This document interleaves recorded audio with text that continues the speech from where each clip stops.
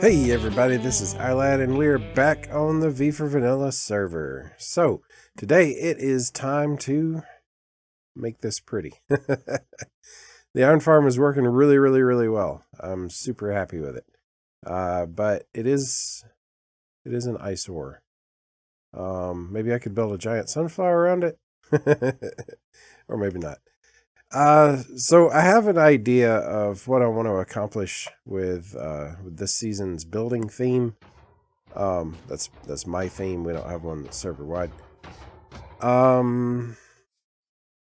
But I'm not sure, honestly, exactly what I want it to look like. I have a rough idea. Basically, the reason why I chose this cave entrance over here. You know what? Hang on. I'm gonna solve this problem. Sounds. Friendly creatures. Sweet. Alright. Now we can talk. The reason why I chose a big cave entrance like this is because I want to do the Dwarven kingdom of Red PANDARKAR or something like that. So we're going to be doing a whole subterranean dwarf kingdom. And this is going to be one of the few external buildings. I know a few things that I want to do with this. I want the Dwarven architecture to be very angular, very blocky, chunky, not constrained by like your normal fantasy medieval building style. I mean, you're getting that on my single player videos anyway, so there's really no reason for me to duplicate that plain old here. But I haven't cemented in my head exactly how I want the style to look. Now, since I am going to call it the Kingdom of Red PANDARKAR, I want to use a lot of red in the construction. I don't have that yet. That's going to require me to spend a lot of time in the nether. And look, guys, I'm not exactly equipped for the nether. So I will be, if I forgot to explain this in the last episode, I'm actually not sure. I've challenged myself to not craft any weapons or armor in this world. So if I come down to, let's see, items, I think. Weapons I have traded for a bunch of crossbows. Wait, does that count as times crafted? I haven't. Why would I build a crossbow? I've only had one string the whole game. Anyway, alright, so the statistics are gonna lie. I have traded for stuff, but I don't have an armor or a weaponsmith just yet. So, look at it, it says I've crafted arrows. I haven't. I have traded for them anyway. That's obnoxious. What was I saying? So I've got to get some villager trading going on before I am going to be venturing much into the nether. Since I don't have any large amounts of red building materials yet, we're going to be doing a lot of this in granite. And out here on the general landscape, that'll probably look better anyway. If I was doing bright red, like crimson nether brick or whatever, might be a little bit of an eyesore out here, but I might not let that stop me do other builds. I don't know. We'll see. In any case, let's see if I can hammer out some of the stylistic stuff here.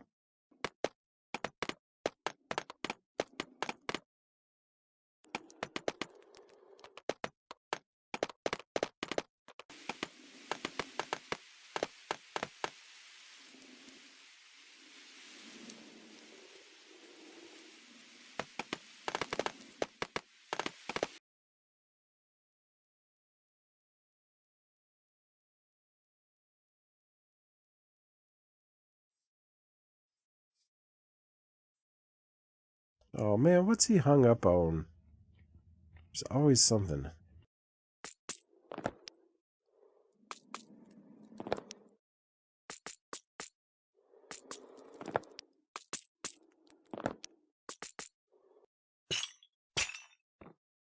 There.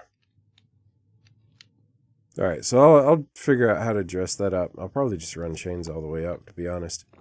But for right now, like, this is not OSHA approved. It's not going to stop me from falling in when I get stupid. But what it is going to do, just make sure that these guys go exactly where they're supposed to.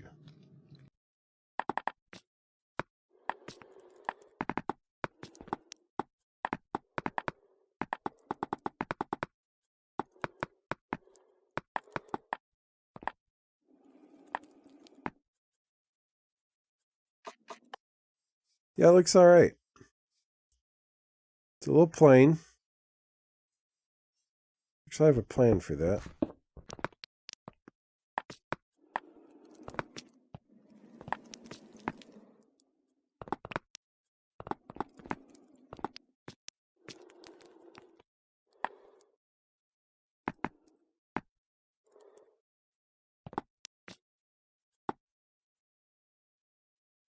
What do you think, guys? How do we feel about that?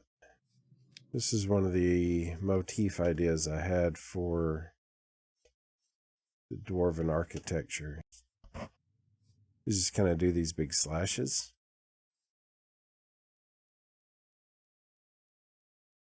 I don't know.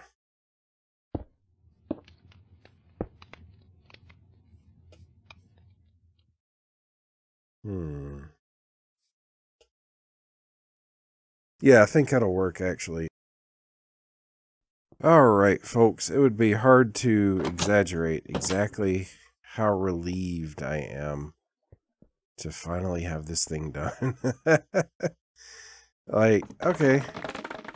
Sure, it was fun. I enjoyed it. Right? But, man, that used way more materials and much more time than I expected. So I'm going to go ahead and switch to my camera mode here and kind of show you the bird's eye view. All right, so here's the tower. Nice and blocky, just like I kind of wanted my Dwarven architecture to be. The dwarves are certainly not going to understand the concept of symmetry. And then I got these nice gashes chopped into it. And in a few places, even through the support structure. Yeah, there's a place too. And,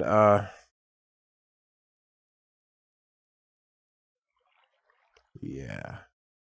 I think it came out okay. You know, it's an experiment.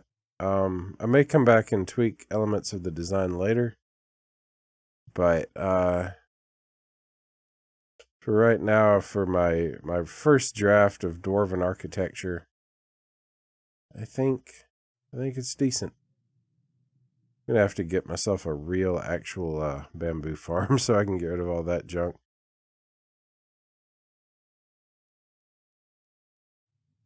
But in any case, there it is. I'm going to switch back to first-person mode, and tell you what, I'll just do it this way right here.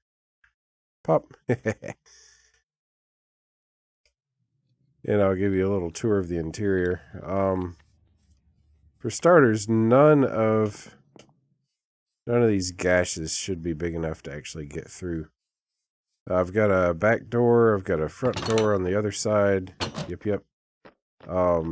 This used to be the point where I'd collect the iron. It's not anymore.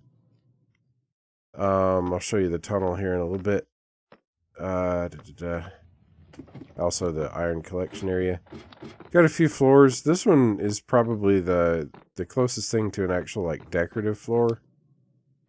That's mostly just because I sort of liked being able to look down and see these golems. Now, I finally solved the issue of them getting hung up everywhere except, turns out a fence post is just slightly bigger than a chain. So every now and then one will get hung up on the fence post. So I guess I'm going to have to chop those out and just run chains all the way down to the hoppers. I didn't get around to doing that. I'll do it someday. It happens very rarely, and until then, it's easy enough to just, like, hit them with a punch bow and knock them off. Yeah. Keep on going. Oh, whoa, wrong way. Wrong ladder. That was just like an access ladder for building purposes. I could do something here on this level. Haven't decided yet what I want to do, but I definitely could do it. Should probably close that in. But you see the interior is pretty much unfinished. This staircase is really just more decoration. Down here, this is the real entrance to the tower, as far as the public is concerned. And V4V guys, if you are watching this, your reward for actually watching my video is that you can freely use the iron farm anytime you want. Come on in, grab your iron. Come on in here. Just ignore those doors up there. And then we have this, and I really like the effect this has. This is 9 blocks of granite wall, just in front of a little gap like that, so it stays smooth and doesn't do the columned look. The torch centered behind it. It's got these glowing panel effect. It's like, how is that glowing? Well, it's because there's a torch behind it. It's Dwarven magic, alright? Alright. Yep. So the iron collects down here. There's a whole hopper system back there. It does not automatically filter, so you get a bunch of poppies. Just drop them in there, and that actually feeds down into a composter. So that's how you deal with the poppy overload.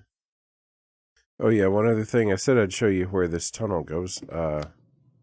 This goes down, first of all, to the back room, back behind the iron collection area, where you can see things filling up nicely.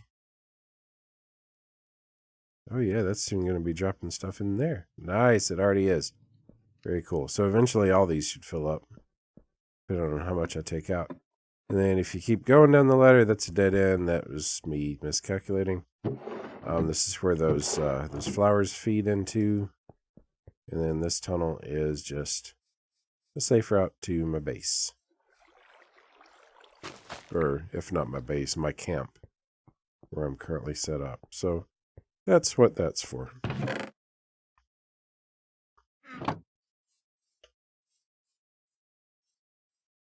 There it is. I'm really proud. Like, yeah, there's stuff that I would do differently, but I've kind of started establishing a little bit of design conventions for my Dwarven architecture, and like these. I'm going to use these again. That's really cool. But it's also just kind of awesome to have this project finally done. My gosh. I've been working on this for a week. You know, in my free time, obviously. So, nice to be done. In any case, thank you guys so much for watching. I very much appreciate your support. And, whoa. let me switch back to first person. Get off my camera account for a sec. There we go. Thank you guys so much for watching. Hope to see you back for the next one. If you haven't already paid a little visit to the subscribe button, I hope you'll consider doing so. And also be sure you check out the other V4Vs, because they're kind of incredible. They're a great group. There's a link in the description below to our Discord, where you can join up in the public area. And also to v4vanilla.net, which is our website. You can see profiles for... I've got most everybody on there. Need to update it with a few more guys that have shown up. But, yep. Thank you guys so much for watching. Take care. Bye-bye.